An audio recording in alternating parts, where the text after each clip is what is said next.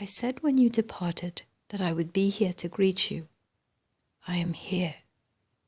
I wish to call to your attention more fully to fact that man in his right domain is limitless, knows no limit of time or space. Man, when he knows himself, is not obliged to toil wearily along for 5 days to accomplish 90 miles. Man, in his right estate, can accomplish any distance.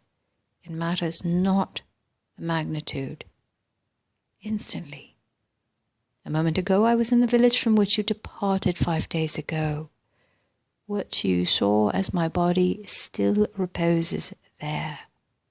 Your associate, whom you left in that village, will tell you until a few moments before 4 o'clock.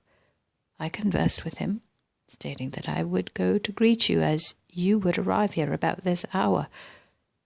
What you saw as my body is still there, and your associate still beholds it, although it is at present inactive.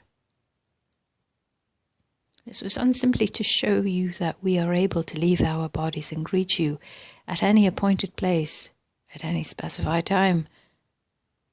The two who accompanied you could have accomplished the journey as I have. In this way, you will more readily realize that we are ordinary humans of the same source as you, that there is no mystery, but we have developed the powers given all by the Father, the great omnipotent one, more fully than you have. My body will remain where it is until night. Then I will bring it here, and your associate will proceed on his way here as you did, arriving in due time. After a day's rest, we will journey to a small village, 1 day off, where we will tarry 1 night, then return here and meet your associate to see what his report will be. We will assemble this evening in the lodge. In the meantime, farewell. In the evening after we had assembled, Emil, without opening the door, suddenly appeared in our midst and said, "You have seen me appear in this room, as you would say, by magic. Let me say, there is no magic about it. Here is a simple experiment which you can behold. You can see this, consequently, you will believe. Kindly gather around so that you can see. We have a small glass of water, which one of your number has just brought from the spring. You see that a minute particle of ice is forming in the very center of the water.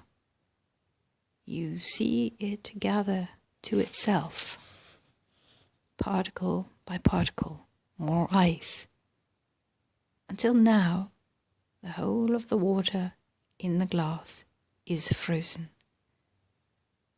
What has happened? I held the central atoms of the water in the universal until they became formed, or, in other words, I lowered their vibrations until they became ice, and all the other particles formed around them until the whole has become ice. You can apply this to the little glass, the tub, the pond, the lake, the sea, the whole mass of water of the earth.